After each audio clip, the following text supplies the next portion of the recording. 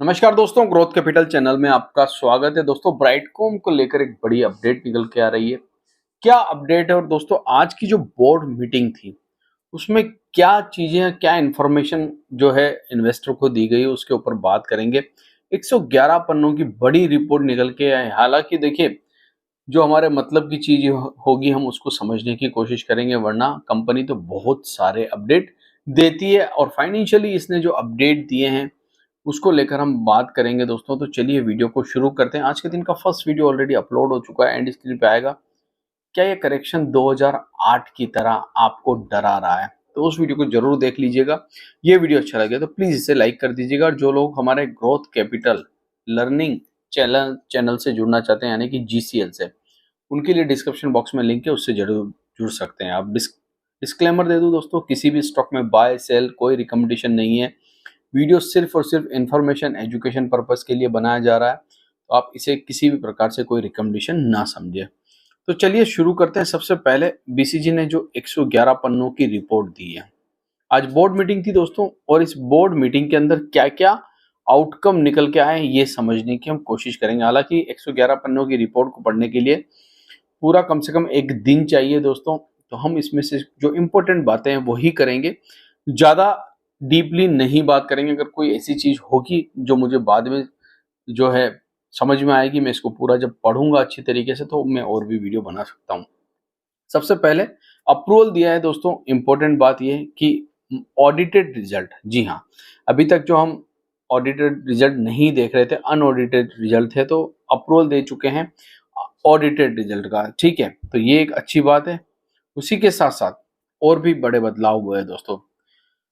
Management discussion हुआ है, analysis किया गया है फाइनेंशियल ईयर एंडिंग मार्च 2024 का, तो ये आप यहाँ पर समझ सकते हैं, रिव्यू किया गया है। और इस रिव्यू के अंदर क्या निकल के आएगा वो तो खैर बाद में कंपनी बताएगी। इसी के साथ साथ अपॉइंटमेंट दिया गया है mister PR Chandra and corporation chartered account को। जी हाँ, इन्हें अपॉइंटमेंट दिया गया है, और ये अपॉइंटमेंट जो होगा ये करीबन करीबन 5 सालों के लिए होगा।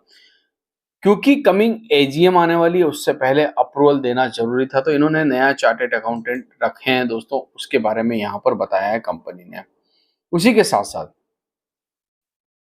सौरभ पोद्दार, जी हाँ, एंड एसोसिएट, ये एक अप्रूवल और मिला है दोस्तों। इनको अपॉइंटमेंट किया गया है, हैदराबाद की कंपनी, ये भी 5 साल के लिए अपॉइंटमेंट दिया गया है सेक्टरल ऑडिटर के लिए। अच्छी बात है। उसी के साथ साथ इंडिपेंडेंट डायरेक्टर 9 नंबर पर जब आप देखेंगे तो मिस्टर अली अकबर बाकरी बॉय, जी हाँ, इनको एक इंडिपेंडेंट डायरेक्टर के लिए इन्होंने रखा है, और ये 10 जनवरी को यहाँ पर इनको भी अप्रूवल दिया गया, अपॉइंटमेंट लिया गया, मतलब अपॉइंटमेंट दिया गया है इंडिपेंडेंट डायरेक्टर के लिए। कितने साल के लिए दोस्तों? तो यहाँ पर आप देख सकते हैं 5 ईयर के लिए। तो ये 5 साल रुकेंगे या नहीं रुकेंगे वो तो खैर आगे आगे की बात है, मगर ये भी एक बड़ा अप्रूवल दिया गया है। उसी के साथ साथ एजीएम 25 एनुअल जनरल मीटिंग, जी हाँ, जो कि फरवरी 7 को होने वाली है, 11:30 पर वीडियो कॉन्फ्रेंसिंग के जरिए ये होगी, तो इसका भी एक बड़ा अप्रूवल निकल के आया। और बुक क्लोजर, जी हाँ, फिक्स डेट कर दी गई है बुक क्लोजर की 31 जनवरी को। तो ये भी एक अपॉइंटमेंट, ये भी एक अपडेट निकल के आया। अब कुछ और चीजें हैं यहाँ पर दोस्तों जो हमें समझनी है। ये तो इंपॉर्टेंट पॉइंट है जो हमने आपके सामने रखे। बोर्ड मीटिंग हुई आज, और आज ये बोर्ड मीटिंग 4:10 से 4:40 पे खत्म हो गई। इसी के साथ साथ कुछ बड़ी चीजें यहाँ पर हुई है। अब देखिए, बड़ी चीजों में बहुत सारी चीजें होती है। ठीक है, इन्होंने अली अकबर जी के बारे में बताया, ये कौन है, कहाँ से है, क्या है, सारा सिस्टम आप यहाँ पर देख सकते हो। ठीक है, अब मैं आगे चलता हूँ दोस्तों। सबसे पहले बैलेंस शीट कंपनी ने बताई है। ठीक है, पूरी बैलेंस शीट आपके सामने रख दी है मार्च 2024 तक की। तो इस बैलेंस शीट को भी आप देख सकते हो, हालांकि इसमें देखने में थोड़ा टाइम जरूर लगता है दोस्तों। और अगर मैं आगे चलूं दोस्तों, तो प्रॉफिट एंड लॉस स्टेटमेंट दिया है कंपनी ने। ठीक है, मार्च 2023 का और मार्च 2024 का प्रॉफिट एंड लॉस स्टेटमेंट है कि हमें कितना प्रॉफिट कब हुआ और कितना हुआ। तो इस चीज को आप यहाँ पर समझ सकते हो। हालांकि मैं अभी इस चीज को नहीं समझाऊंगा, क्योंकि हमें इसको डीपली पढ़ना पड़ेगा दोस्तों, और इतनी आसान नहीं है कोई भी बैलेंस शीट पढ़ के और उसको जल्दी से समझा देना। ठीक है, कैश फ्लो के बारे में बताया है कि 2024 स्टेटमेंट दिया है कैश फ्लो का, कि कितना लिक्विड इनके पास है, कितना पैसा इनके पास है, क्या क्या एसेट्स है। ठीक है, तो ये सारी जानकारी क्यों दे रही है कंपनी, आपको पता है? क्योंकि इन्हें नॉर्मल ट्रेडिंग करानी है, और जब तक ये सारी जानकारियां एनएसई बीएसई को नहीं देगी, तब तक दोस्तों ये लिस्टिंग फिलहाल आपको नहीं होते हुए देखने को मिलेगी। कॉर्पोरेट इंफॉर्मेशन दी है, इसको आप पढ़ सकते हो। अकॉर्डिंग अकाउंटिंग पॉलिसी दी है कंपनी ने, यहाँ पर इसको भी आप देख सकते हो कि क्या क्या अकाउंटमेंट है। स्टेटमेंट ऑफ कंप्लाइंस के बारे में बताया, बेसिक प्रिपरेशन बताई है, use of the estimate and judgement इसके बारे में भी बताया है कंपनी ने। की फैक्टर बताए कंपनी ने बहुत सारे। और अगर आगे देखें दोस्तों आप, तो इस कंपनी ने इनके पास क्या क्या है उसके बारे में भी बताया। मैं उस पेज पर भी आपको लेके चलूंगा, हालांकि मैंने उसको ऑलरेडी पढ़ लिया है पहले से। डिविडेंड के बारे में यहाँ पर बताया कि कितना डिविडेंड अभी कंपनी ने पेंडिंग रखा है, ठीक है। तो ये जानकारी भी कंपनी ने दी, और अमाउंट भी बताया दोस्तों। मैं आपको उस पेज पर जब लेके जाऊंगा तो वहां पर भी इसके बारे में बताया गया है कंपनी ने कि कितना अमाउंट अभी भी पेंडिंग है कंपनी के पास, जो कि देना निवेशकों को बाकी है। करंट इनकम टैक्स के बारे में यहाँ पर कंपनी बता रही है कि अभी क्या सिचुएशन है हमारी इनकम टैक्स की। पूरे वीडियो में दोस्तों सारी चीजें नहीं बता पाऊंगा, क्योंकि 111 पन्नों की बहुत बड़ी रिपोर्ट है। आपको भी इस रिपोर्ट को पढ़ना चाहिए, और हो सके तो धीरे धीरे समझना भी चाहिए। प्रॉपर्टी प्लांट इक्विपमेंट, जो मैं आपसे बात कर रहा था कि कंपनी के पास क्या क्या है, उसके बारे में कंपनी यह बता रही है कि हमारे पास कितने कंप्यूटर है, कितने फर्नीचर है, कितने लैपटॉप है, कितनी कार है। ये सारी चीजें आप यहाँ पर देख सकते हैं दोस्तों, ठीक है। एक एक चीज के बारे में बताया, फर्नीचर, इलेक्ट्रिक इंस्टॉलेशन, कंप्यूटर, सारी चीजें। मतलब कंपनी अपने एक एक पन्ने को खोल के बता रही है, ताकि इसको जल्दी से जल्दी अप्रूवल मिल जाए। देखिए दोस्तों, बहुत सारे लोगों के मन में बहुत सारे ख्याल होंगे, तो उस चीजों को कंपनी खुल के बता रही है। अर्निंग पर शेयर के बारे में कंपनी यहाँ पर बता रही है, ठीक है। ब्रोविंग कॉस्ट, मतलब कि कर्जा कितना है और किस हिसाब से ब्याज कंपनी दे रही है, उसके बारे में यहाँ पर बता रही है। चलिए मैं आगे लेके चलता हूँ, डिविडेंड वाले पेज पर भी मैं लेके चलूंगा आपको, अगर वो वापस दोबारा मेरे सामने आ गया, क्योंकि मैंने जब इसको पढ़ा था तो बहुत सारी चीजें मैंने इसके अंदर समझने की कोशिश की है दोस्तों। हालांकि अभी इसमें टाइम जरूर लगेगा, क्योंकि ये बैलेंस शीट बहुत बड़ी है दोस्तों। फिर भी मैं आपको समझाने की, जहां जहां मुझे जो जो जरूरत लगेगी, मैं उसको आपको समझाने की जरूर कोशिश करूंगा। कंपनी ने अपने सारे खर्चों के बारे में बताया है। यहाँ पर आप देख सकते हैं कि कितना फ्यूल के ऊपर कॉस्ट खर्चा हुआ है, रेंट के ऊपर कितना हुआ है, इंश्योरेंस के ऊपर कितना हुआ है, टैक्सेस के ऊपर, मिस कैलकुलेशन के ऊपर, पेमेंट, ऑडिटर्स, ये सारी खर्चे भी, telephone, business, travelling, officer management, सारी चीजें बताइए। खर्चों के बारे में कंपनी ने बताया 2023 और 2024 के अंदर कितने खर्चे हुए हैं कंपनी के। ये पूरी की पूरी कंपनी की टीम आ गई दोस्तों। यहाँ पर सुरेश रेड्डी अभी भी नाम चल रहा है दोस्तों, ऐसा नहीं है, चेयरमैन एंड मैनेजिंग डायरेक्टर के रूप में यहाँ पर अभी भी उनका नाम चल रहा है। तो ठीक है दोस्तों, जो चीजें है वो है, उसको हम मना नहीं कर सकते। अब यहाँ पर कंपनी ने अपनी सब्सिडीज के बारे में बताया, कितनी सब्सिडीज कहाँ कहाँ है, ठीक है। होली ओन सब्सिडीज कितनी है, जैसे कि आप ऑस्ट्रेलिया में देख सकते हैं, US, Panama, Uruguay, Singapore, Brazil, USA, मतलब हर जगह कंपनी की जितनी भी सब्सिडीज है यहाँ पर आप देख सकते हैं, उसके बारे में कंपनी यहाँ पर आपको बताती हुई नजर आ रही है। चलिए, इन कंपनियों का कितना पैसा है, कितनी बड़ी कंपनियां हैं, सब्सिडीज है, उसका अमाउंट या रुपीज इन लैक्स में दे रखा है। तो आप इस चीज को भी देख सकते हो कि अगर यूएसए में जो सब्सिडीज है वो कितनी कैपिटल है।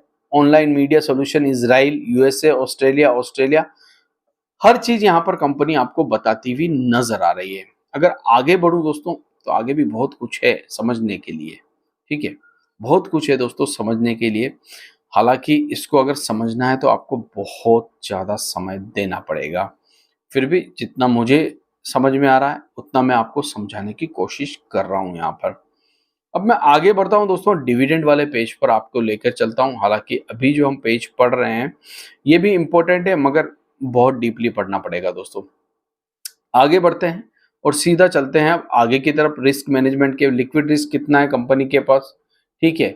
मार्केट रिस्क कितना है, इंटरेस्ट रेट रिस्क कितना है, ये भी कंपनी बता रही है। बैलेंस शीट के अंतर्गत ये सारी चीजें आती है दोस्तों, और इन्हें हमें बताना भी पड़ता है। अब बैंकिंग पार्टी जो है उसके बारे में बता रही है कंपनी की, कितना पैसा लाइबिलिटीज के रूप में यहाँ देख सकते हैं आप, कंपनी ने मार्केट से उठा रखा है। तो इसके बारे में कंपनी आपको बताती हुई नजर आ रही है कि हमने इतना पैसा जो है हमने मार्केट से उठा रखा है। ये इसके इसके बारे में यहाँ पर कंपनी आपको जानकारी देती हुई नजर आ रही है।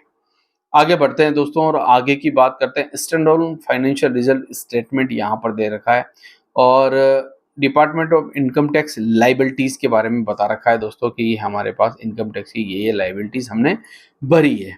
ठीक है, वो तो भरना ही है दोस्तों इनकम टैक्स के बारे में।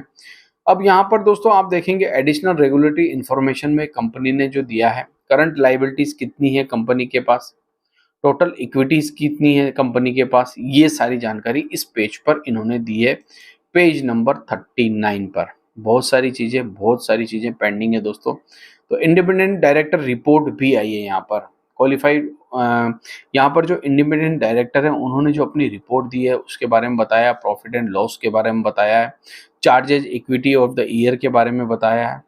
ठीक है, बहुत कुछ समझना होगा। अब यहाँ पर सीए ने भी अपनी रिपोर्ट दी है, पीआर चंद्रा ने भी अपनी रिपोर्ट दी है। तो इस रिपोर्ट को अगर आप पढ़ना चाहें दोस्तों तो लंबी रिपोर्ट है, पढ़ सकते हैं। मैं बाद में बात करूंगा आपसे कि कहानी का सार क्या है, मतलब अंत में क्या निकल कर आया इन चीजों में से, जहां तक मैंने समझने की कोशिश की है इन चीजों को। तब तक आप वीडियो अगर अच्छा लग रहा है तो प्लीज आप इसे लाइक कर सकते हैं। कंसोलिडेटेड बैलेंस शीट के को भी यहाँ पर दिया है। हालांकि एक एक पॉइंट को अगर आप पढ़ेंगे तो ये नोट भी आपको पढ़ने पड़ेंगे, क्योंकि इन्होंने तो नोट डाल दिया और उसके साथ साथ इन्होंने बता दिया कि प्लांट एंड इक्विपमेंट में कितना पैसा जो है लाइबिलिटीज के रूप में इनके पास है, इन्वेस्टमेंट कितना है, लोन भी ले रखा है वो कितना है, नॉन करंट एसेट्स कितने हैं। तो ये चीजें अगर आप पढ़ेंगे दोस्तों तो आपको समझ में आएगी। ऐसे अगर मैं समझाना भी चाहूंगा तो शायद सभी लोगों के समझ में ना आए। Profit loss year of the end 2023-24 दोनों के बारे में यहाँ पर कंपनी ने बता रखा है। एक बार हमने स्टैंडअलोन को पढ़ा, एक बार हमने कंसोलिडेट को पढ़ा, दोनों चीजें हम ऑलरेडी पढ़ चुके हैं। ठीक है, चलिए तो यहाँ पर आगे चलते हैं। पनामा में जो इनकी कंपनी, यूएसएस में जो इनकी कंपनी है उनके बारे में रुपीज इन लैक्स में बता रखा है इन्होंने। और डिविडेंड के बारे में मैं आपको बता रहा था, हालांकि वो पेज अब मुझसे मिस हो गया, कहाँ गया वो पेज। चलिए मैं ढूंढने की कोशिश जरूर करूंगा आपके साथ कि वो पेज वापस मुझे मिले जहां पर डिविडेंड रिपोर्ट दी गई है इन्होंने। अगर नहीं मिला तो फिर कोई बात नहीं, किसी और वीडियो में उसके बारे में हम जरूर आपके साथ डिस्कस कर लेंगे, क्योंकि ब्राइडकॉम का तो वीडियो हमारे पास आता ही रहता है। ये सारी चीजें दोस्तों इस कंपनी ने क्यों बताई, अब उसके ऊपर आते हैं हम। देखिए, अब आपको पता है कि लिस्टिंग दोबारा होगी। अभी तक कंपनी ट्रेड अब सोमवार से सोमवार भी नहीं कर रही है। ठीक है, लिस्टिंग होना अभी भी बाकी है। तो लिस्टिंग होने के लिए अभी भी बहुत कुछ, ये रहा दोस्तों, ये पेंडिंग है अभी भी डिविडेंड। यहाँ पर आप देख सकते हैं रुपीज इन लैक्स में है। तो ये डिविडेंड पेंडिंग जो है पेमेंट अभी भी financial year, total dividend holding इन्होंने रखा हुआ है। तो ये कब देगी कंपनी, ठीक है, 3402 लैक्स, ठीक है ना। तो ये अभी भी पेंडिंग है, इसके बारे में मैं बात भी कर रहा था आपसे कि कंपनी ने इतना डिविडेंड अभी निवेशकों का पेंडिंग रखा हुआ है। अब दोस्तों ये सारी बात का मतलब क्या है, मैं आपको बता दूं दोस्तों कि जब तक एक एक रुपए का हिसाब ब्राइडकॉम एनएससी बीएससी को नहीं दे देता है, एक एक रिपोर्ट नहीं दे देता है, तब तक इसकी रीलिस्टिंग नहीं होगी। अब ये रीलिस्टिंग के लिए सारी चीजें की जा रही है। तो अभी फरवरी तक तो एजीएम होनी है दोस्तों। तो आप फरवरी तक तो थोड़ा सा मुश्किल ही है कि ये वापस रीलिस्ट हो जाए। जब ये रीलिस्ट होगा तो कैसे होगा, मैंने पिछले वीडियो में आपको बताया भी था कि इस प्रकार से रीलिस्ट होगा, प्री ओपन होगा, प्री ओपन आधे घंटे का होगा, ये सारी चीजें होगी। तो 7 फरवरी को दोबारा इसकी एजीएम होनी है। तो हम मान के चलें कि अभी जनवरी में इसकी रीलिस्ट ये नहीं होगा, फरवरी में एजीएम के बाद ही कुछ हो सकता है। और साथ ही साथ इसकी विजिट रिपोर्ट अभी भी पेंडिंग है। तो विजिट रिपोर्ट में क्या हुआ उसके बारे में हमें समझना भी पड़ेगा कि जो विजिट रिपोर्ट हुई है इस रिपोर्ट के अंदर क्या निकल के आया है, और रिपोर्ट पर जो निकल के आया है वो एनएससी बीएससी सेबी को देगा, और उसके बाद यहाँ पर कुछ ना कुछ हलचल हमें देखने को मिलेगी। तो दोस्तों फिलहाल ब्राइडकॉम में यही अपडेट था। आशा करता हूँ कि वीडियो आपको अच्छा लगा होगा।